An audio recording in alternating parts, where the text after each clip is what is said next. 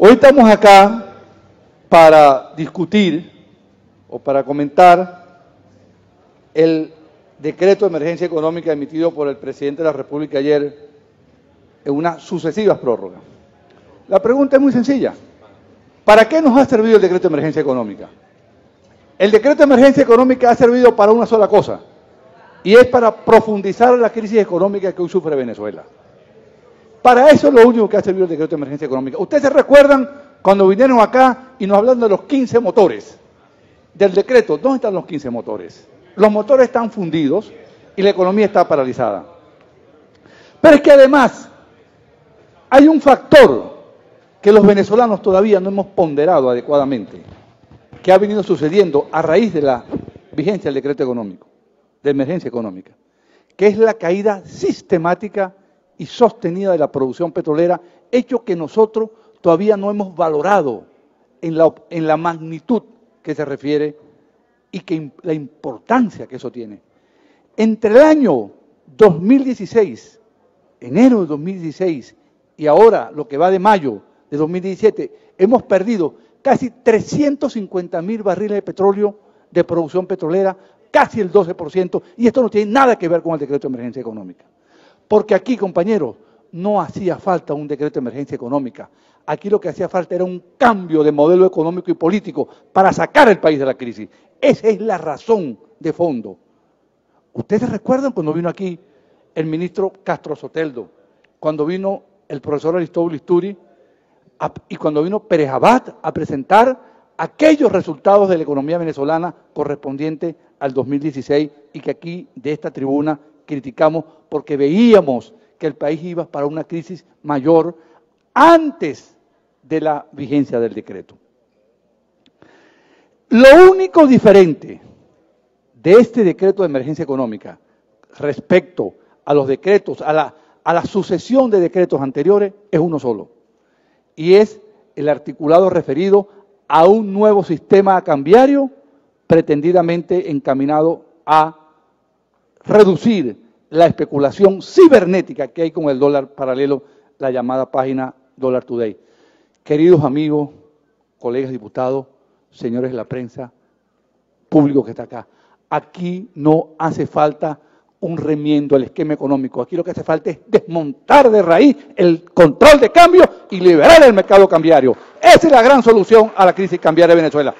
Porque el argumento que tiene el gobierno es que si liberamos el control de cambio se van las divisas. Es que las divisas se están yendo justamente porque hay control de cambio y porque una mafia se apropió de las divisas preferenciales. Aquí hay que arrancar de raíz el control de cambio, liberar el mercado cambiario y que sea el Banco Central que administre la flotación del nuevo régimen cambiario. Esa es la solución de fondo y no estoy remiendo parchos, DICON, SICAP, SICA 1, SICA 2, SICA 3, CENCOE, RECADI, no.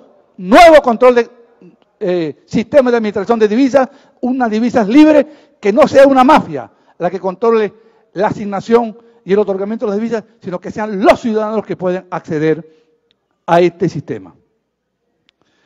Ahora bien, el gobierno tiene un empeño en decir que es que la Asamblea Nacional le está bloqueando el acceso a los mercados internacionales. Una vez en París se presentó el cuadro Guernica, que como usted sabe fue pintado, fue una obra, la obra más célebre de Picasso. Y estaba en ese cuadro, en esa presentación del cuadro en la Embajada de España en París, estaba Picasso, el embajador francés y el embajador alemán. Ustedes, los que han visto el cuadro, saben que es unos caballos alocados corriendo por el bombardeo del pueblo de Guernica, un pueblo del País Vasco, por parte de las tropas alemanas. Y dice el embajador alemán, ¿qué cuadro tan feo este cuadro del Guernica?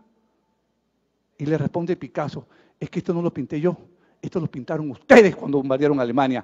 El gobierno se ahorcó financieramente cuando no trajo aquí la ley de presupuesto y la ley de endeudamiento y hoy está pagando las consecuencias. No es la Asamblea Nacional que está trancando el crédito interno, es el propio gobierno que lo hizo cuando no vino aquí y consignó ni la ley de presupuesto ni la ley de endeudamiento. Y hoy está el país huérfano de dos leyes fundamentales, la ley de ingresos y gastos, que es el presupuesto, y la ley de financiamiento que le permite acceder al financiamiento externo para cubrir esta gran brecha externa que hoy tiene el país. Entonces no fue la Asamblea, fue el propio gobierno que hizo, que se asfixió financieramente y ahora quiere andar buscando a Julio Borges y a mí como culpable y a otros colegas de las propias ineficiencias de un gobierno al que le dijimos, traigan el presupuesto para aprobárselo aquí, porque preveíamos lo que iba a venir en el país, con un precio petrolero cayendo.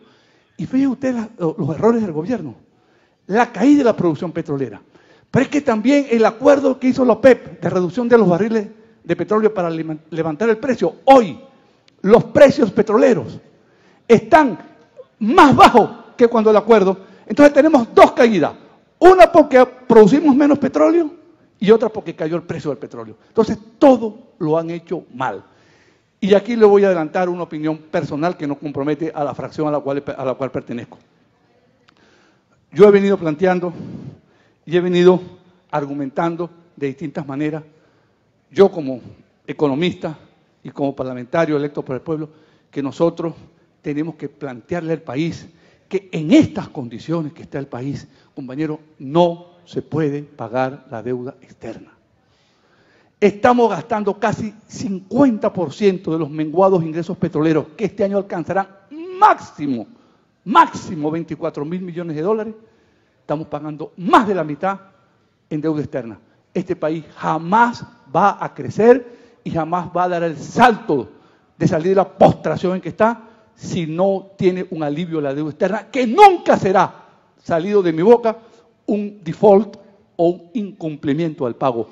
Como está la deuda, compañeros, es impagable y eso lo saben los mejores analistas financieros de los centros donde se decide el tema de la finanza pública, que es Wall Street. Jamás irá a salir de mí la palabra default.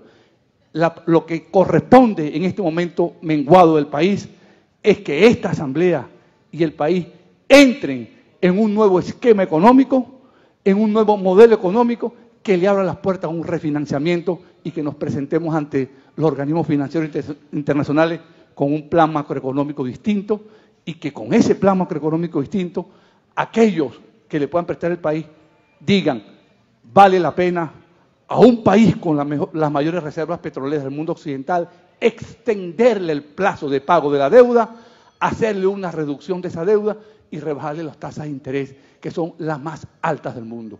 Eso es responsabilidad, eso es una asamblea comprometida con un país.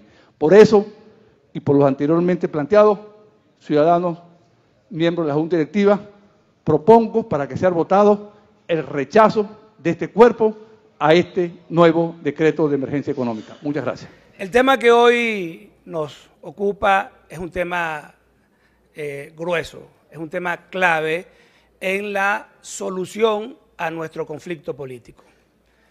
En Venezuela, hay que decirlo con propiedad, desde hace bastante tiempo comenzó un proceso de transición. Freddy citaba a algunos académicos sobre el tema y efectivamente uno de los elementos claves de una transición es, en primer lugar, cuando el pueblo decide que no va a someterse a los designios de un gobierno autoritario, violador de la Constitución, a un gobierno criminal. Y en Venezuela, efectivamente, tenemos una rebelión cívica frente a esta situación, frente a este estado de cosas, que marca lo que significaría un elemento clave de la transición política.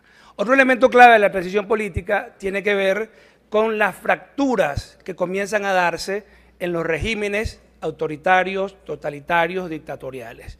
Y es evidente que en Venezuela hay fuertes fracturas en el gobierno, hay fuertes fracturas en el régimen, porque muchísimos de los funcionarios que están ahí, primero se han negado, policías nacionales bolivarianos, guardias nacionales, en muchas ocasiones se han negado a reprimir, pero además comienza una disputa por digamos, por el legado de la Constitución, por el derecho de los venezolanos a vivir en libertad, y eso lo estamos viendo y lo aplaudimos. Y uno de las actitudes más evidentes, por supuesto, ha sido la de la Fiscal General de la República, que no es que se ha declarado opositora, sino que sencillamente la fiscal ha dicho debe respetarse la Constitución y las leyes. Y en el chavismo se están dando esas fracturas y esas fracturas son muy evidentes. Ahora bien, Freddy hablaba también de otro elemento que es clave, que es aumentarle el costo a la represión.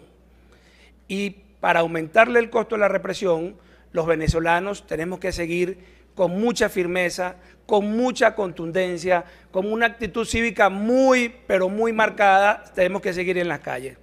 Nosotros, queridos venezolanos, queridos amigos, no estamos haciendo historia y no nos estamos dando cuenta por lo atropellado de los acontecimientos.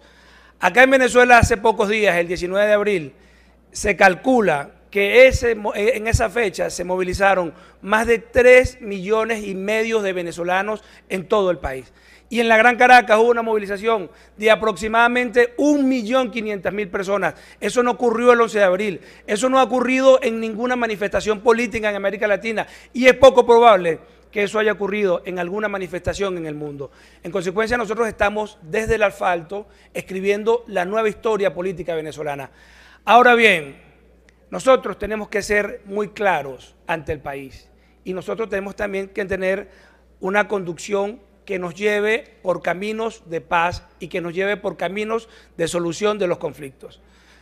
Basta que nosotros volteemos un momentico a nuestra hermana Colombia y veamos las cifras horrendas de lo que ha significado una guerra civil, una guerra fratricida, más de 6 millones de desplazados, más de 276.000 asesinados, para que después tuviesen estos señores que sentarse a intentar acordar una paz en ese país. Nosotros, los venezolanos, hoy estamos en la capacidad de que eso no nos ocurra. Ahora, hay que ser muy claros. Acá, los que están violando la Constitución, los que están asesinando a los venezolanos, los que están generando la violencia, están en el gobierno. Y nosotros tenemos que hacerle un llamado a todos aquellos venezolanos de buena voluntad, estén en el gobierno o estén en la disidencia, para que busquemos una transición pacífica y ordenada en Venezuela. Este gobierno, desde hace 18 años, quiso desaparecer a la oposición venezolana. Y la realidad es que el país tiene 2 décadas perdidas, porque en el peor de los escenarios nosotros fuimos el 40% de la fuerza electoral. Hoy representamos más del 80% de la fuerza electoral, pero nosotros aún así tenemos que decirle a las personas que están de aquel lado, a aquellas personas que aún piensan, que creen en la Constitución o que creen en su revolución, que deben abandonar el camino de la violencia. Maduro y su pequeña cúpula son la verdadera causa de la violencia y los venezolanos, todos, debemos aislar a ese pequeño grupo. Nosotros estamos, la historia nos enseña cómo han ocurrido los procesos de transición. Y yo creo que hay 3 elementos que son claves y que tenemos que poner nosotros sobre la mesa.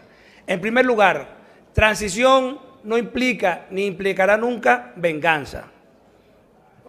Transición no implica ni implicará nunca que haya impunidad.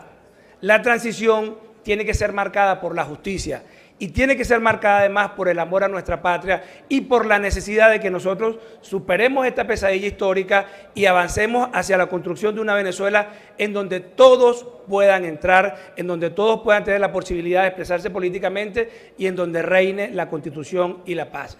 Estamos a tiempo, queridos venezolanos, de que nosotros encaucemos esta transición por el camino de la paz. Nada nos va a sacar de la calle. Nada va a impedir que nosotros sigamos defendiendo la Constitución. Nada va a impedir que sigamos defendiendo las leyes. El gobierno está acorralado y el gobierno tiene que entender, y las bases de sustentación que lo sostienen, que nosotros no somos los enemigos de la paz, que el enemigo de la paz es Miraflores y su pequeño grupo, y ese pequeño grupo hay que aislarlo. Muchas gracias.